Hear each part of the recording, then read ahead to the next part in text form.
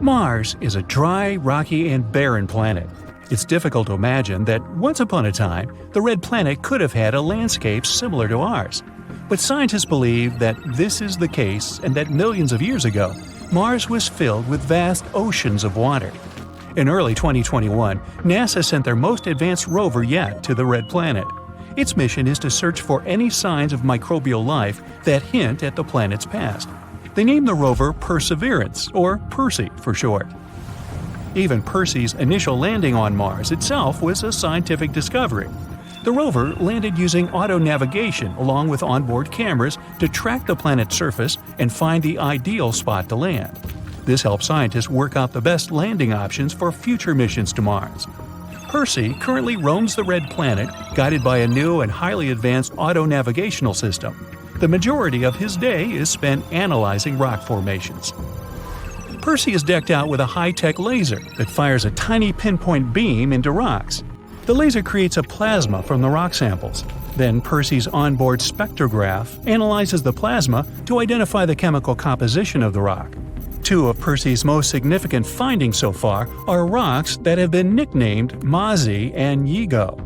These words come from the Navajo dialect, in tribute to a NASA engineer from the Native American Navajo tribe. Mazi means Mars, and Yigo means diligent. These two rocks are both salt-like in composition, meaning they are igneous rocks. If you're not familiar with your rock species, igneous means that the rocks were formed from a volcanic eruption. The current shape of Mazi and Yigo suggests that they have been molded by a watery environment. This could be proof that Mars was once filled with water. Another interesting rock discovered has been nicknamed the harbor seal. This is a dark, smooth rock that scientists believe had been sculpted by powerful northwesterly winds to resemble the playful marine animal. For decades, scientists have theorized about the wind and weather patterns on Mars. This finding seems to support their existing weather modeling of the planet. Percy has sent back over 20,000 images since arriving on Mars in February, including an internet-breaking selfie. Audio files have also been sent from the Mars mission. For the first time ever, we can listen in to the eerily and ambient sounds of extraterrestrial winds on the Martian landscape, all thanks to the rover's onboard microphones. For the first time ever, oxygen has been produced using human technology on another planet. Inside Percy is a gold-plated box around the same size as a car battery. This is the MOXIE unit. MOXIE stands for Mars Oxygen In Situ Resource Utilization Experiment. Yeah, that's a bit of a mouthful. 95% of Mars' atmosphere consists of carbon dioxide. The MOXIE unit diffuses the carbon dioxide and, through an intricate chemical process, turns it into oxygen. The unit has produced a modest but still historic 5 grams of oxygen. This works out to around 10 minutes of breathable air. It's also a good sign for what could come in the future. Who knows? Maybe one day MOXIE can produce enough oxygen to support a human colony on Mars. For now, scientists are more focused on MOXIE producing enough oxygen to create rocket fuel. In order to propel the standard-sized modern-day spacecraft off of Mars, you would need 7 metric tons of rocket fuel and 25 metric tons of oxygen. This would be far too heavy for a spacecraft to bring from Earth. So if there is ever to be a manned mission to and from Mars, there needs to be some way to create fuel on the planet. For those of you worried about Percy being lonely, he actually has a special companion up there with him. Stowed inside the rover on his descent to Mars was a small but expensive helicopter named Ingenuity, but you can call her Ginny for short. The mini helicopter cost NASA $80 million to develop, but every penny was worth it as Ginny made history by performing the first powered drone flight on another world. Ginny was a massive scientific feat, as engineers originally struggled to design a helicopter dinky enough to be stowed on an interplanetary rover, but powerful enough to take flight on another planet. After the success of Ginny, scientists are now collecting data from the one-of-a-kind helicopter to aid in the design of smart micro-drones here on Earth. The helicopter is used to explore terrain that is unsuitable for the rover. Ginny hovers over the Martian landscape, collecting data and taking aerial photographs to send back to Earth. Ginny is powered by solar panels above the rotor blades. A big concern for scientists was that the panels would get covered in thick coatings of Martian dust and leave the helicopter powerless. Luckily, airflow from the blades actually self-cleans Ginny's solar panels. Inside her mechanisms, Ginny carries a small postage stamp-sized piece of fabric from the Wright brothers' historic 1903 flying airplane. This is a loving tribute to the original pioneers of aviation. The Curiosity rover first landed on Mars back in 2012 and has been roaming the red planet for over 12 years. Curiosity wasn't designed to detect life as Perseverance was, but instead to determine if Mars had any of the necessary elements that could sustain life. This includes things such as liquid water, carbon, energy sources. Curiosity found a site scientists called Yellowknife Bay. This site once contained an ancient lake. The rover discovered minerals left behind from the waters, showing that the lake water was not too acidic or too salty. It would have had a balanced pH. Carbon, nitrogen, and other elements that could potentially support life were all found within the crater of the ancient lake. And most important of all, Curiosity found potential sources of energy for microbial life. So maybe there could be existing life on Mars after all. Curiosity made history by being the first Mars rover to witness and measure a planetary-wide dust storm. Just like on Earth, wind constantly blows on Mars, grinding away at the geology. This creates lots of dust, which eventually gets whipped up into large clouds. The dust clouds absorb sunlight and heat up, making the winds more intense. Without any rain or oceans, every few years the clouds grow so large that they wrap around the entire planet and create a giant dust storm. In 2018, Curiosity witnessed one of these great storms from the Martian surface. It noted that sunlight on the planet decreased by 97%, and many large sand dunes were left behind. Curiosity has spent more than a decade measuring the radiation environment on Mars. This allows scientists to work out if humans could safely visit the red planet without turning radioactive. So far, the news is encouraging, and the Mars radiation levels are comparable to those experienced by astronauts aboard the International Space Station. This means that astronauts could endure a long-term round trip without having to worry about radiation too much. Mars is home to the largest volcano in the solar system, Olympus Mons. This giant volcano is 14 miles high. That's about 2.5 times the size of Mount Everest. The volcano was formed millions of years ago, a time when Mars was filled with countless volcanoes, spewing molten lava across the planet's surface. Olympus Mons is a shield volcano, so rather than violently spewing lava and flames up into the air, lava would flow slowly down the sides of the volcano. This gives it its low, squat appearance and an average slope of only 5%. At only a few million years old, Olympus Mons is still a fairly young volcano. Because of this, scientists believe that it could potentially still be active, so maybe it could erupt at some point in the future. The Curiosity rover doesn't just eye up the local geology, it also takes a note of what's happening in the sky. In March 2021, it captured these shimmering iridescent colors in the sky, named mother-of-pearl clouds. This colorful display occurs when all the cloud particles are nearly identical in size. It usually happens shortly after the clouds have formed. Hold on to your space helmets because NASA's Curiosity rover has just stumbled upon the wildest rock formation ever. And on April Fool's Day, isn't that just the weirdest coincidence? The device captured some images with some rocks that look like dragon bones. Now, let me take you back to 2012 when Curiosity made its grand entrance on Martian soil. It was like the queen bee of rovers, the biggest and most capable one at the time. And boy, has it been making waves since then. It's even discovered evidence of water and organic molecules on Mars.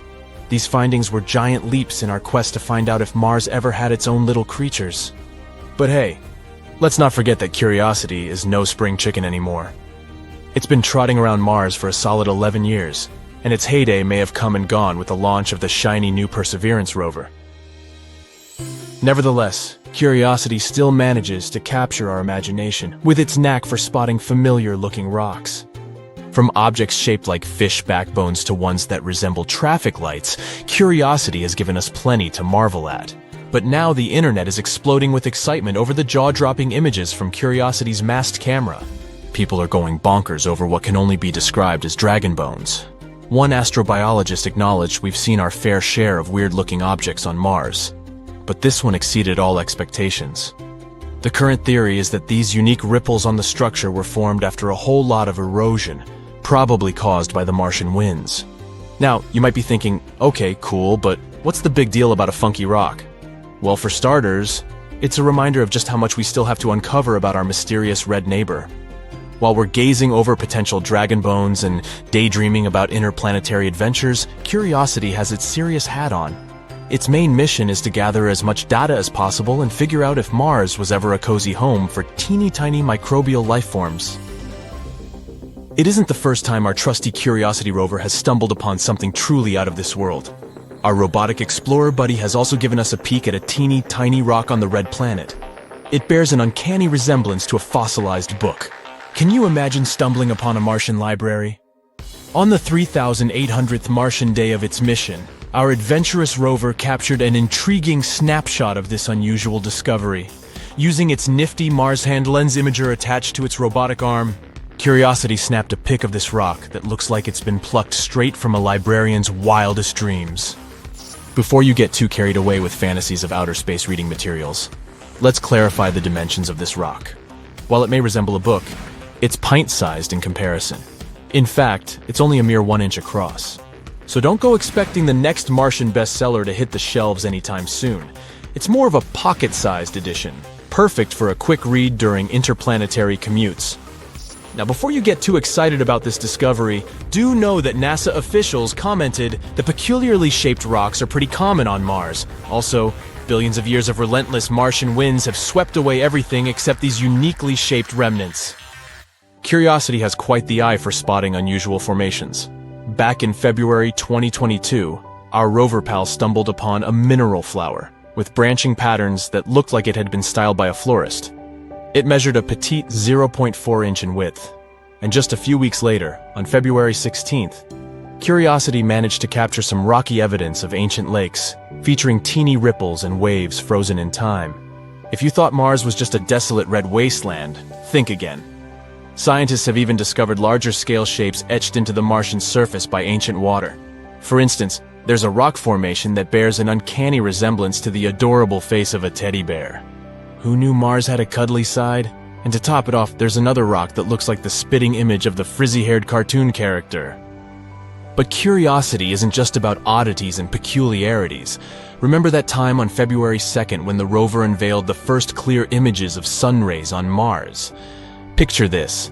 As the sun dips below the Martian horizon during sunrises or sunsets, its rays create a mesmerizing sight as they pierce through gaps in the clouds. It's like Mother Nature's own laser light show.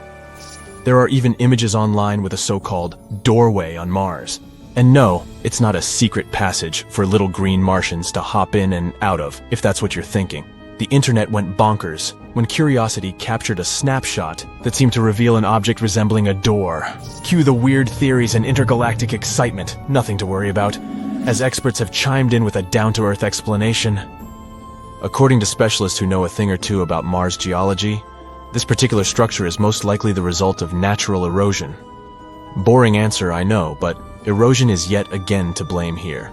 However, some scientists have also chimed in with a dash of humor on the matter. They pointed out that the door stands at a modest height of less than 3 feet. So even if we were to believe it's a doorway for Martians, we'd have to imagine a particular type of tiny extraterrestrial beings, like Martian hobbits. But let's get back to reality, shall we? The consensus among experts is that this door is nothing more than a shallow opening in the rock, cleverly crafted by the forces of nature. Those visible layers were likely deposited around 4 billion years ago under sedimentary conditions, potentially in a river or a wind-blown dune. The winds on Mars have been hard at work, eroding these layers over time, leaving behind the intriguing features we see today. And if you look closely, you'll notice a few natural vertical fractures scattered throughout the image. These fractures are a result of rocks weathering on Mars, and the small cave-like structure we've affectionately nicknamed the door seems to have formed at the intersection of these fractures and the aforementioned layers. It's almost as if a gigantic Martian boulder decided to take a tumble, creating this whimsical cave entrance. There's also a famous Mars crater that's not just your ordinary, run-of-the-mill hole in the ground. It's chock full of shiny opal gemstones. According to a cool new study, those mysterious halos of rocks surrounding cracks in the Martian crater might actually be made up of water-rich opal gemstones. Can you imagine that? Mars, the planet of bling.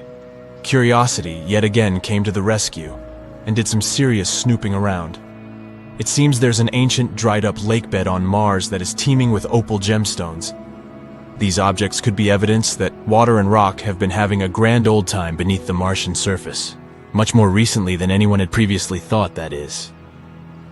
Now, when scientists start talking about water, you know they're on the hunt for signs of life.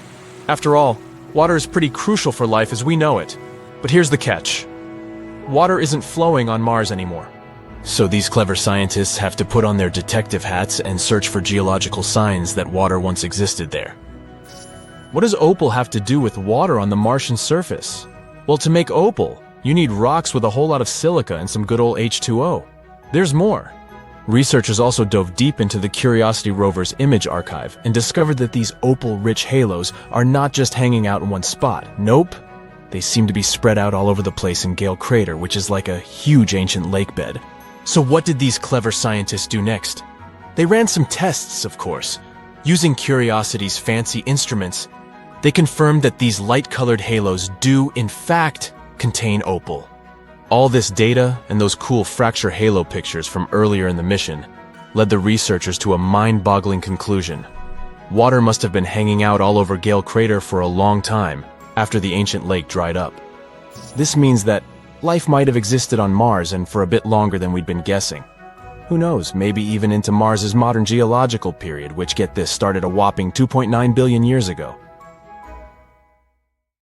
There are tons of weird things on Mars. Spoons, noodles, doors, even faces. Are they all really just rocks? Besides, it's not the only planet in our solar system full of mysterious things. Let's check them out.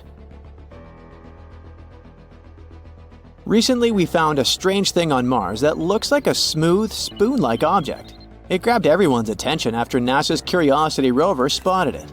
The rock, with a handle and rounded tip, looks like it's floating in the rover's photo. People on the internet are puzzled about what it might be.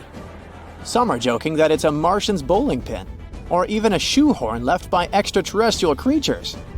But Andrew Good from NASA says it's not that exciting. Turns out it's just a rock shaped by the wind over a long time. These kinds of rocks with odd shapes are common on Mars. They're called ventifacts. Ventifact is a rock that can get scratched, dented, or smoothed out by tiny particles carried by the wind. You'll usually find these kinds of rocks in dry places where there's not much grass or trees to block the wind, and where there's a lot of sand blowing around. Sometimes, the wind can carve ventifacts into really cool shapes, like the mushroom rocks you can see in the White Desert National Park in Egypt. These rocks look like giant mushrooms because the wind wears away the bottom part faster than the top, making them stand tall and slim. Ventifacts aren't the only cool Martian rocks. Check out this series of surreal spikes protruding from the red surface. NASA's Curiosity rover stumbled upon them while exploring the Gale crater on Mars. They quickly caught everyone's attention. Twisting structures resembling spikes looked like some extraterrestrial doors. Even the SETI Institute, an organization focused on searching for extraterrestrial life, tweeted about the image, referring to it as a cool rock. But in reality, these are just hoodoos. These tall and thin spires occur when hard rock sits atop softer rock layers. Martian spikes are likely cemented fillings of ancient fractures in sedimentary rock, with softer material eroded away over time. Again, there are many hoodoos on Earth too. They're also called fairy chimneys or tent rocks. You can find them in places like Utah's Bryce Canyon and the Colorado Plateau. NASA is excited about these weird structures because they can help us learn more about the history of the Gale crater. There was also a rock that looked like a jelly donut. We called this rock Pinnacle Island. It was spotted by NASA's cameras. However, just 4 days earlier, it was nowhere to be seen. So how did it magically disappear?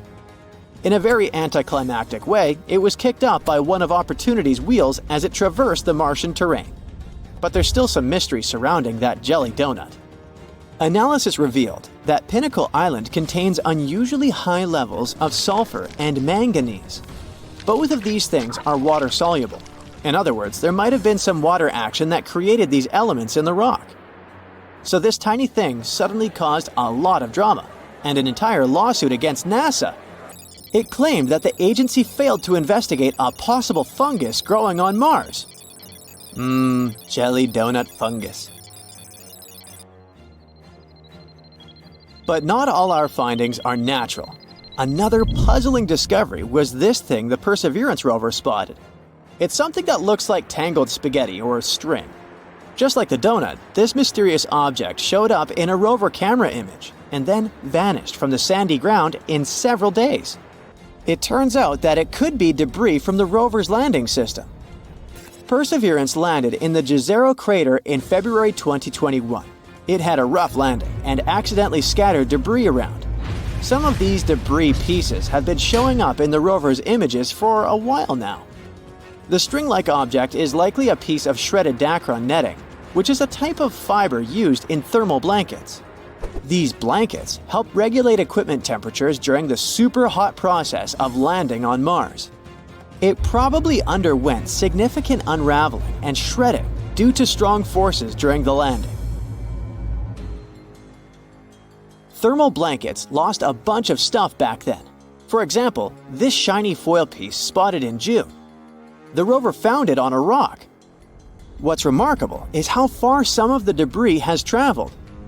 The rover landed about 1.2 miles away from where it's currently exploring. It's probably because the crash threw the debris into the air, and the Martian winds carried it over such a distance. Mars is known for its strong winds, which can move lightweight objects. However, while it's fun to stumble upon them on images, there are concerns about the debris and trash on Mars. We haven't even fixed this problem on Earth, and we're already creating it on Mars. The debris we left on the red planet is already accumulating in an area called Hogwallow Flats. Plus, the debris can accidentally contaminate the sample tubes used for collecting Martian rocks. So far, NASA isn't overly worried about this, but they're keeping a close eye on it to prevent any issues with the rovers. Now, how about not things, but animals? Curiosity caused quite a stir when it captured something that looked like a rat on Mars. Some started speculating that it could be evidence of indigenous Martian life, or even that this rodent was brought along by Curiosity. But the Mars rat, once again, turned out to be just a weird rock. It looked interesting because of the natural processes like wind erosion and mechanical abrasion. We also found some worm-looking things. Curiosity snapped a picture of a formation that looks like worms wriggling across the Martian landscape. Despite its tiny size, this formation stands out with its unique shape and rough texture. It's probably made of durable material resistant to Mars's harsh erosion. And finally, our top mysterious finding is the face on Mars. Cydonia is a region on Mars that has captured both scientific and popular interest. It's located in Mars's northern hemisphere. It lies between heavily cratered regions to the south and relatively smooth plains to the north. There's a theory that the northern plains may have once been ocean beds. Maybe Cydonia was once a coastal zone. This place is full of interesting and beautiful features that tell us a lot about the history of the Red Planet. But its most interesting feature was the Martian face. This thing gained widespread attention when it was snapped by the Viking 1 orbiter in 1976. Some believed that it was evidence of a long-lost Martian civilization. At first, NASA dismissed it as a trick of light and shadow. But after some analysis, it turned out to be, yep, another rock. We also saw a face of a bear. It was captured by the high-resolution imaging experiment camera. In an image, we can see a circular fracture pattern that looks like a bear's head, with two craters forming the eyes and a V-shaped collapse structure like the nose. The head likely formed because something heavy settled on top of an old hole in the ground. This hole was filled with either lava or mud. The nose-like feature is speculated to be a volcanic or mud vent. But why do we keep seeing these strange things on Mars? Sometimes our brains can trick us into seeing things like faces or objects in rocks and other things. But these are just illusions called pareidolia. Pareidolia is a psychological phenomenon that makes us see familiar patterns or shapes, especially faces, where none actually exist. It's because the brain encounters something it doesn't recognize or understand right away. It tries to find things that look the most like this one. So it sees random patterns, textures, or sounds as something meaningful and recognizable. That's why a chair and clothes on it seems like a super creepy human-like figure at night. It also causes you to see faces or shapes in clouds, or hear recognizable sounds and even words in random noise.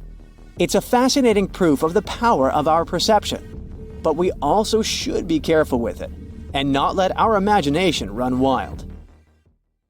Of all the creatures on our home planet, this could be the only animal that could survive harsh conditions on Mars. The tardigrade. These fellas have another name because of their unusual looks: water bears or moss piglets.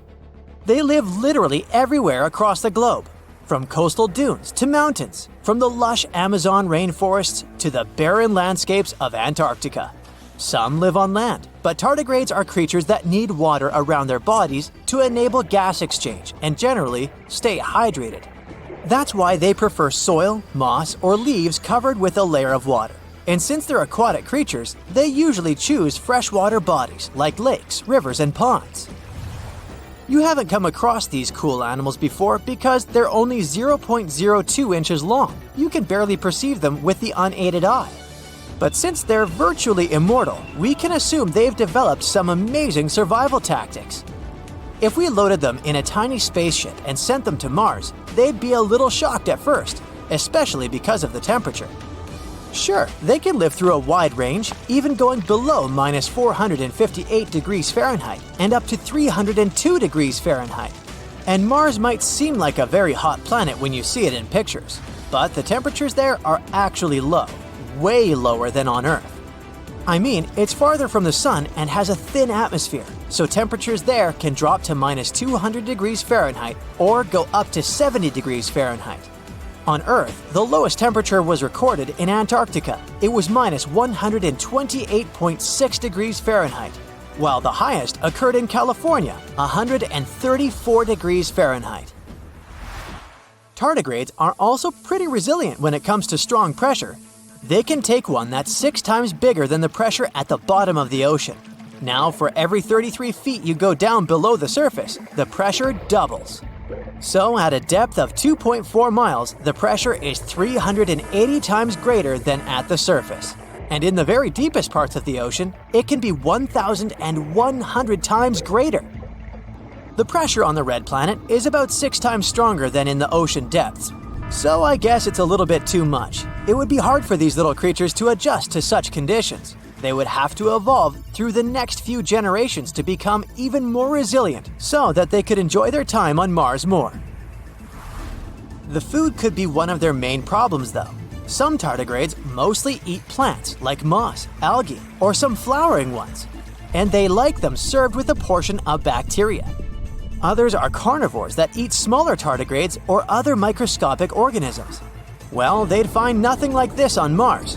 So I guess we'd have to fill their tiny spaceships with lots of stashes of food they would be able to pull inside their tubular mouths.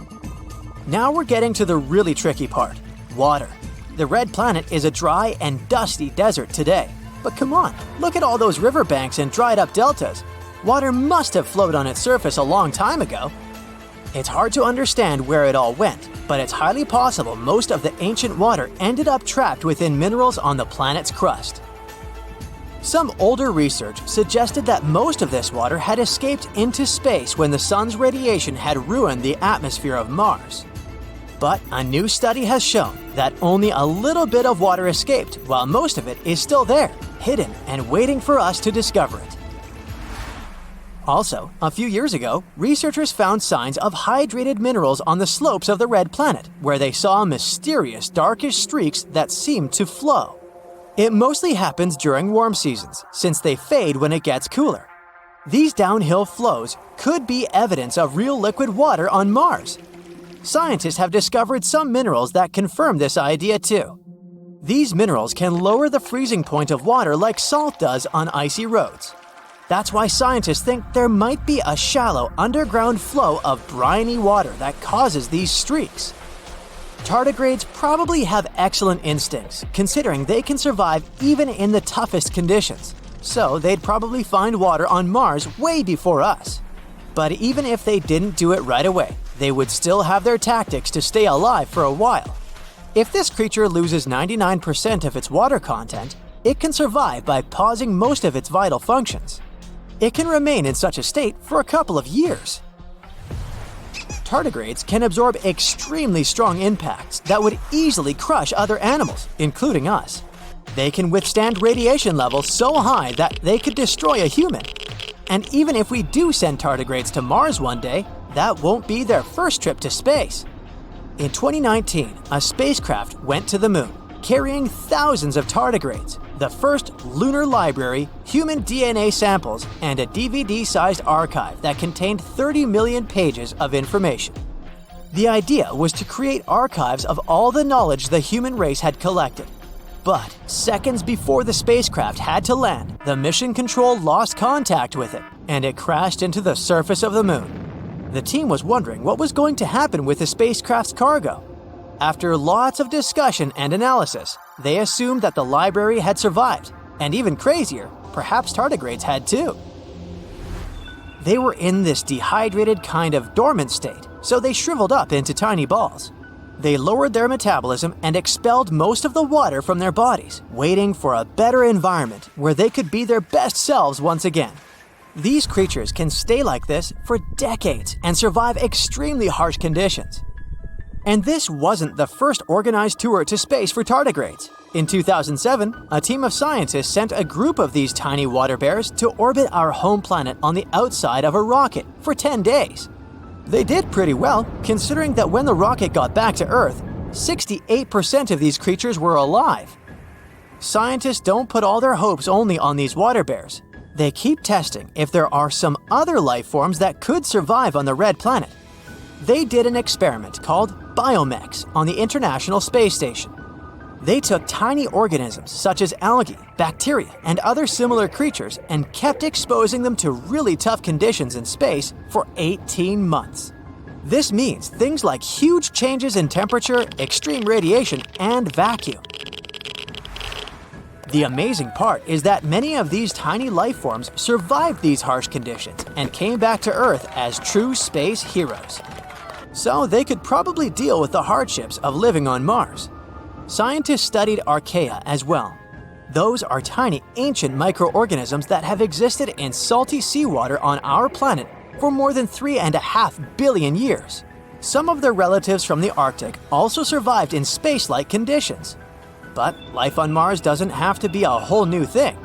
Billions of years ago, the red planet might have been a bit like Earth. It most likely had water, and that's one of the key ingredients for life. Scientists believe tiny organisms called methanogens might have thrived there. They were hiding beneath the surface to stay safe from harsh radiation. These organisms could have breathed in hydrogen and carbon dioxide, exhaling methane gas. But as they gobbled up hydrogen, which was a powerful greenhouse gas back then, they might have cooled the planet too much. So it's possible these ancient microbes are still somewhere there, trapped in ice deep below the surface. They could be in a sort of deep sleep, waiting for better conditions to wake up, or some new cool friends from Earth. We've been dreaming about life on Mars for a long time. Not only about growing potatoes there in the future, but also about all the potatoes that could have been there in the past. Has there ever been life on Mars? Recently, scientists have found something that could be evidence of that. Let's find out what happened. Mars is the fourth planet from the Sun. A human hasn't set foot on Mars yet, but robots have set their wheels. The first spacecraft that visited the Red Planet were NASA Viking landers. They flew there back in 1976 and sent us a lot of interesting data. Back then, we didn't know anything about Mars. To us, it looked like a cold, lifeless desert. But since we're so similar, scientists began to wonder, has it always been like this? Or is it possible that once Mars used to be thriving and full of life? And in 2022, NASA's Mars rover Perseverance found something that could shed a light on this mystery. But first of all, what is Perseverance? Scientists have suggested that if there was life on Mars once, it's unlikely that it could simply disappear without a trace. It must have left some traces, perhaps underground, where they would be protected from radioactive solar tantrums and other nastiness. So we need to check the rocks. It's important to note that we aren't looking for life on Mars right now. There most likely isn't any. Instead, we want to look into the distant past of our twin planet. We're talking billions of years ago, when Mars could have been warm, green, and far from lifeless. In other words, we have to find dead microbes and various chemical compounds similar to ones on the Earth. This is the mission of our main character, Perseverance. It arrived on Mars in February of 2021.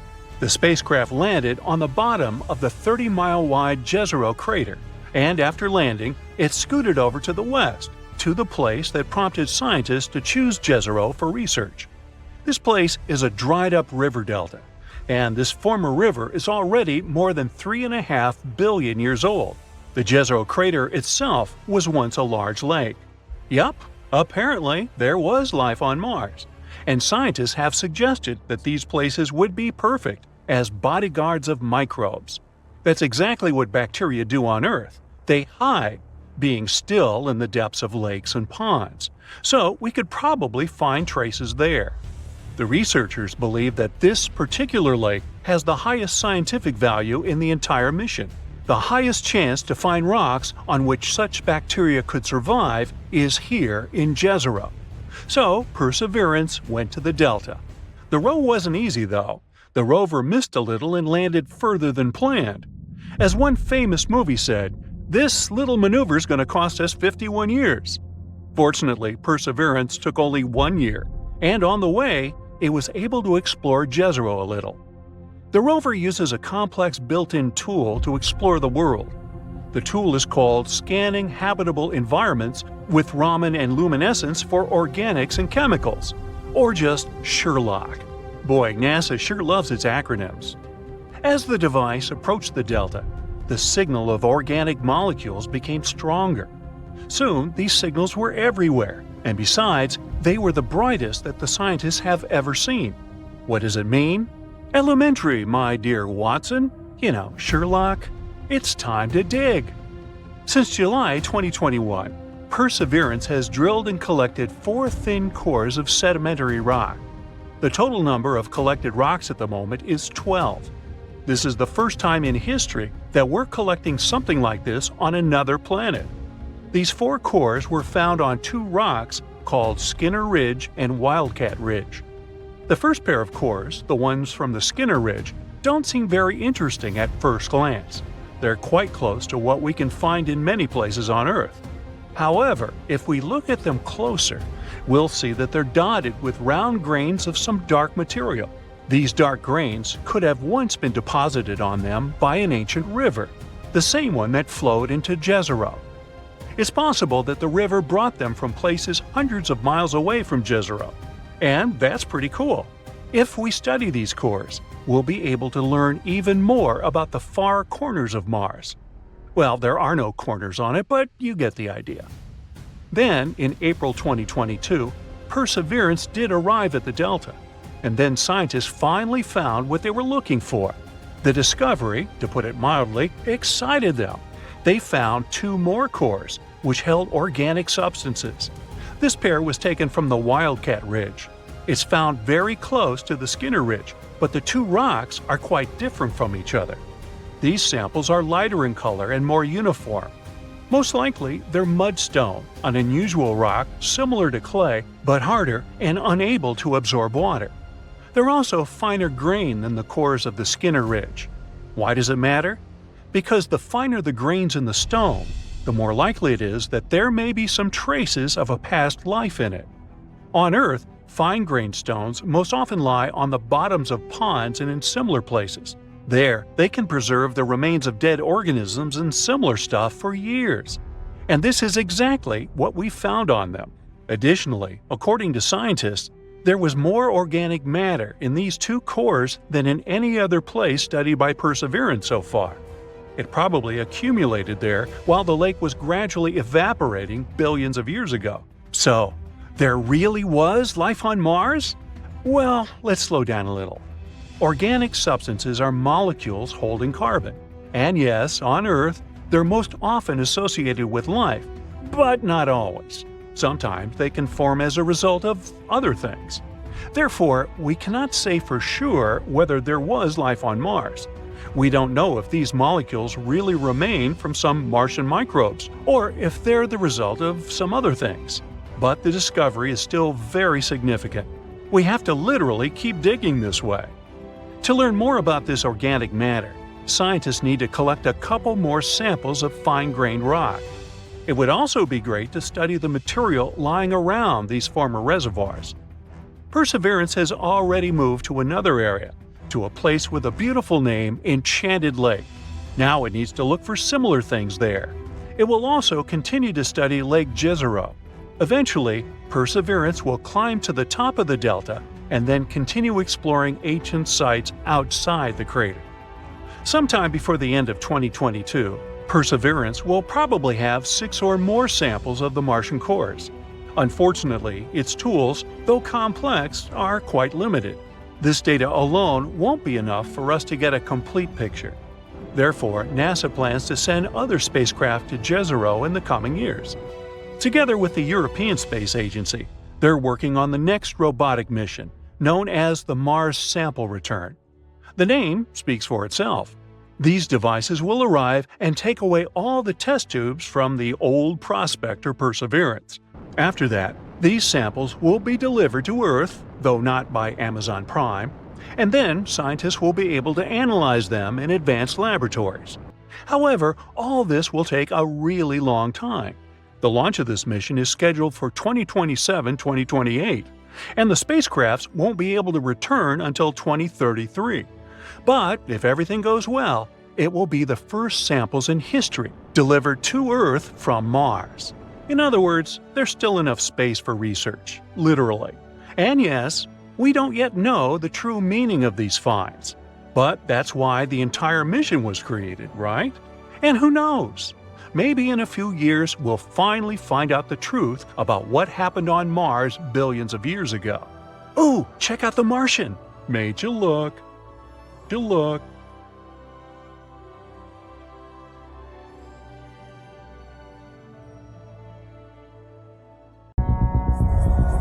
Uh-oh. Something is nearing the surface of the planet. It looks like a fireball hurtling closer and closer at a truly incredible speed. Soon, it becomes obvious that the collision is inevitable.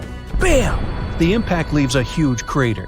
It evaporates thousands of cubic miles of solid rock, and it also sets off a series of terrible natural disasters. Yeah, I know what you're thinking. You believe I'm talking about the catastrophic collision that occurred around 66 million years ago on Earth. You know, the one that's responsible for the extinction of non-avian dinosaurs and 3/4 of other life forms on our planet? But no, the disaster I'm talking about happened on a different planet.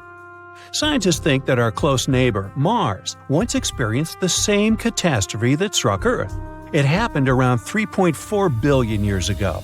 An asteroid collision might have caused a mega tsunami on the red planet, similar to the one that caused the Chicxulub impact on Earth.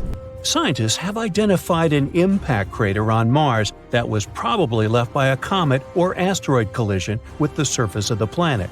Most likely, the space body landed in an ocean in the Martian northern lowlands, and the impact was so powerful that it caused a mega tsunami.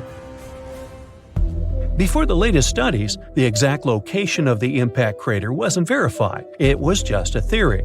To confirm it, a team of astronomers simulated a comet and asteroid collision in the area where they supposed the impact crater was. They even named this crater Hall. Paul is 68 miles across and lies in a region that is almost 400 feet below the supposed sea level. Anyway, the simulations form several craters of the same size as Paul. One of the simulations claimed that these craters had been left by a 5-mile-wide asteroid that had encountered strong ground resistance. The other simulation showed that the craters had been caused by a bit smaller asteroid that met a weaker ground resistance. But according to both simulations, the impact crater was almost 70 miles in diameter, and the collisions produced mega tsunamis up to 900 miles away from the center of the impact site. The simulations also helped scientists estimate the height of the tsunami. It was about 820 feet tall, almost as tall as the Eiffel Tower. The authors of the study also suggest that the Paul crater might be similar to the Chicxulub impact crater on our planet. The Chicxulub asteroid, as we now know it, is believed to come from the outer reaches of the solar system. This space body was at least 6 miles across. It crashed into the shallow seawaters near the Yucatan Peninsula. This splashdown was so powerful that it left its signature on the entire face of the planet. In 2021, researchers found out that the collision had carved mega ripples into Earth's crust in the region of modern-day central Louisiana. An even newer study suggests that the asteroid also triggered a tsunami so devastating it eroded seafloor sediments half a world away. The team of scientists remodeled the events of the first 10 minutes after the impact, and the model showed that the asteroid had produced waves up to 30,000 times greater than one of the largest tsunamis people have ever recorded, the Indian Ocean tsunami that hit Indonesia in 2004. The collision displaced so much water that it created a wave almost a mile high. That's like 2 Burj Khalifas, which is the tallest construction in the world, stacked one on top of the other. And of course, all that empty space didn't stay empty for long. The ocean gushed back to fill the crater. But in the process, it only ricocheted off the crater's rim, which produced even more waves. After that, tsunami waves that were more than 33 feet tall traveled around the world at a speed of 3 feet per second, lashing at all coastlines on their way. Imagine a 3-story building rushing up to you. No wonder the largest and fastest moving waves occurred near the impact area in the open waters of the Gulf of Mexico. Those rose more than 330 feet tall, which is taller than the Statue of Liberty, and moved at a speed 10 times greater than more distant tsunami waves. But back to the Red Planet. Some experts think that not 1 but 2 mega tsunamis could happen on Mars. They could be triggered by a pair of meteor impacts that were several millions of years apart. Between these 2 collisions, Mars went through a period of climate changes. As a result, liquid water on its surface turned into ice. In other words, the first asteroid impact most likely produced waves composed of liquid water, and the second tsunami was probably formed by rounded chunks of ice water. By the way, the largest asteroid to have ever crashed into Earth might not actually be the one that ended dinosaurs. A much more catastrophic collision likely happened about 3.5 billion years ago.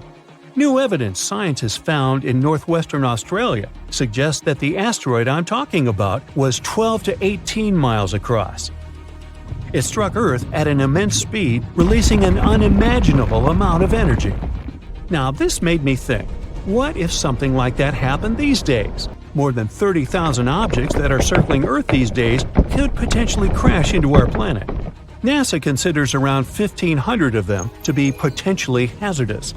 These space rocks are the remains left after the solar system was formed some 4.6 billion years ago. For example, in 2004, astronomers discovered a huge asteroid nearing Earth. The first observation showed that the chance of the space rock hitting our planet was less than 3%. The asteroid was named Apophis. It's more than 1,200 feet across and weighs about 20 million tons. It's supposed to streak across the sky on April 13, 2029. Apophis will pass at a distance of 19,000 miles away from Earth's surface. But even though this space rock might miss our planet in 2029, it doesn't mean it won't return 15 years later in 2036. If such an object hits our planet, The consequences will be unpredictable. They can vary from shattered glass and broken windows to most life forms getting wiped off the face of the Earth. And it'll probably affect the internet. Now that last thought is truly scary. But luckily, modern technologies are likely to help us avoid any catastrophic consequences. Experts have developed several ways to prevent a real-life disaster movie from happening. For one thing, we could use a spacecraft to knock this visitor from outer space off its course. Or it could somehow be blasted into pieces. Scientists could also slow the thing down with the help of concentrated sunlight. Or people could tug it away with a gravity tractor. That's a theoretical spacecraft that can influence objects in space without touching them. In sci-fi movies, a huge asteroid often sneaks up on Earth and turns out to be a nasty surprise to astronomers. It hurtles toward our planet at breakneck speed and gets discovered just weeks or even days before the collision. In reality, scientists are constantly watching all large objects in Earth's neighborhood. It means there would be plenty of time to do something before the inevitable happened. There are 3 kinds of missions scientists could prepare at short notice. Type 0, when a heavy spacecraft hurtles toward the intruder with one single goal: to knock it off its course. In this case, astronomers would have to rely on the already available information. The Type 1 mission would involve a scout. It would be launched first to get more close-up information about the space rock. Only after that, the main spacecraft would be launched. With more precise information, its journey would be way more productive. And if scientists chose the Type 2 mission, they would send a scout and a small spacecraft at the same time. The spacecraft would knock the asteroid a bit off its course. Then the scout would collect all the necessary information. Based on this data, the spacecraft would finish its job with a more fine-tuned second push. If none of these methods work, people could try going deep underground or even build a shelter on the ocean floor. But in this case, we'd need to find sources of energy that could help us survive for at least several decades. Plus, people would have to create a life support system that could somehow keep air and water fresh. The soil beneath your feet is red and dry. The place is freezing cold. Rusty-colored dust is floating in the air. You make one step, then another. It's hard to move because of the thick layer of dust your feet are sinking into. You're on Mars, and you've come here after hearing some absolutely incredible news. These days, the so-called red planet indeed looks dry and dusty. But scientists think that this world might have been very different a long, long time ago. They have found some evidence of a huge ocean that could have existed on the surface of Mars about 3.5 billion years ago. And this ocean probably covered hundreds of thousands of square miles. It all started with numerous satellite images of the surface of the red planet. They were snapped at different angles. As a result, researchers managed to construct a relief map of the area. They charted out more than 4,000 miles of specific formations that had most likely been carved by rivers. Those formations could also be channels, once carved out on the sea floor. Scientists used the data gathered by the Mars Reconnaissance Orbiter in 2007. They analyzed the thickness of the ridges and their angles and locations. Their main goal was to explore the topographical depression called Aeolus Dorsa. It turned out that all those years ago, this part of the red planet had been undergoing a series of constant changes. They could have been caused by the rapid movement of rocks, pulled around by currents and rivers, as well as noticeable increases in sea level. Researchers also noticed a pretty clear boundary that separated the southern highlands of Mars, elevated and highly cratered, from the smooth lowlands of the planet. It looked very similar to a shoreline left by a ginormous ocean. This all likely means that in ancient times, there indeed was an ocean on the surface of Mars, and a large one at that. What's even more exciting is that the existence of such an ocean might mean the existence of life. This discovery can tell scientists a lot about the ancient climate on the red planet, as well as its evolution. We now know there had to be a period on Mars when the planet was quite warm, and its atmosphere was thick enough to keep so much liquid water. What's even more incredible, the climate in the northern hemisphere of Mars 3 billion years ago could have resembled the one we have on Earth nowadays. But then, where is this ocean now? What happened to it? Perhaps the climate of the red planet was becoming cooler, and the surface of the ocean froze. There's a theory claiming that these days, the ocean remains in its frozen state, deep under a layer of rock, debris, and dust under a northern plain called Vasticus Borealis. Or the ocean's waters could have been lost to the atmosphere, and eventually space through the process of atmospheric sputtering. During this process, atoms get knocked away from the atmosphere after colliding with high-energy particles coming from the sun. Anyway, the theory of an ocean that once covered a substantial part of Mars's northern hemisphere hasn't been confirmed yet. Scientists are still arguing about its existence. As for now, Mars is a very cold world with an average temperature of -80 degrees Fahrenheit. The planet's surface is rocky. It's covered with dry lake beds, craters, volcanoes, and canyons. The ocean that might have existed on Mars isn't the only awesome thing about this planet. Let's speak about those sandstorms raging on the red planet. In movies, they're depicted as incredibly powerful forces of nature, destroying astronauts' camps and tearing their spaceships into pieces. But how much of it is true? Mars is indeed infamous for producing dust storms so massive they can be seen by telescopes on Earth. They sometimes cover continent-sized areas and can last for weeks at a time. But besides them, there are much rarer storms that occur once in 3 Mars years, which is about 5.5 Earth years. Such storms are larger and much more intense than regular ones. They encircle the entire planet. That's why scientists call them global dust storms. At the same time, it's unlikely that even a global dust storm could cause serious harm to astronauts or their equipment. Even though Martian storms are massive, the wind speed reaches 60 miles per hour tops. That's less than half the speed of most hurricane-force winds on Earth.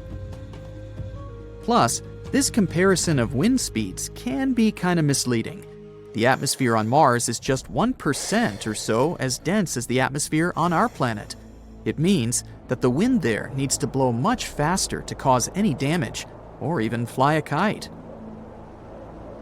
Now let's move to the next amazing phenomenon spotted on the red planet. When you look at it from a distance, it looks like an eye. There are even some winding channels that look like veins running through the eyeball.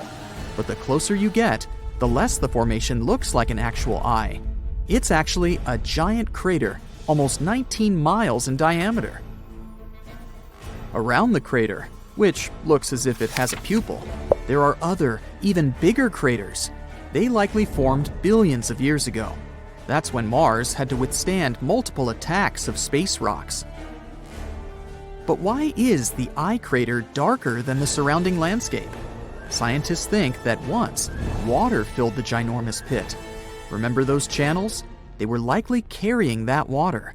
And since the crater was filled with water, it stopped some substances and minerals from eroding away. Your next destination is Valles Marineris. That's an enormous canyon, or rather, a canyon system, that runs along Mars's equator. It stretches for more than 2,500 miles.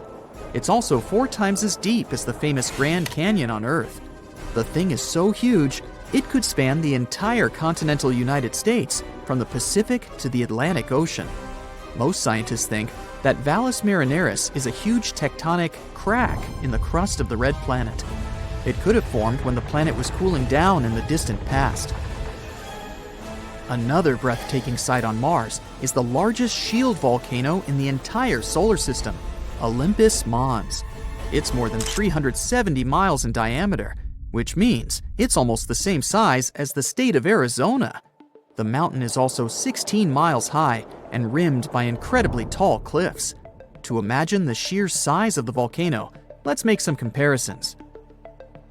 The largest volcano on Earth is Mauna Loa, around 2.6 miles high and 75 miles across, which actually sounds pretty impressive. but the volume of Olympus Mons is around 100 times larger than that of Mauna Loa. The Martian giant could swallow the whole chain of Hawaiian Islands from Kauai to Hawaii. Scientists have been wondering for quite some time why this volcano is so large. It might be the result of lower surface gravity and higher eruption rates. Or the reason may be the red planet's crust, which is very different from Earth's. On our planet, the crust is made up of 15 to 20 moving tectonic plates. As plates move over hotspots that produce lava, new volcanoes form, and the already existing ones become extinct. That's why lava can get to the surface through many vents. But on Mars, the crust isn't broken into the same tectonic plates as on Earth, and the lava has nothing to do but pile in one very, very large volcano. Now, if you visited Mars and decided to go on an evening stroll, you'd witness a strange phenomenon. It occurs on the red planet after sunset, when temperatures fall below -80 degrees Fahrenheit. A bizarre, mysterious glow spreads across the Martian sky. Unfortunately, without special equipment, you wouldn't be able to observe this soft glow.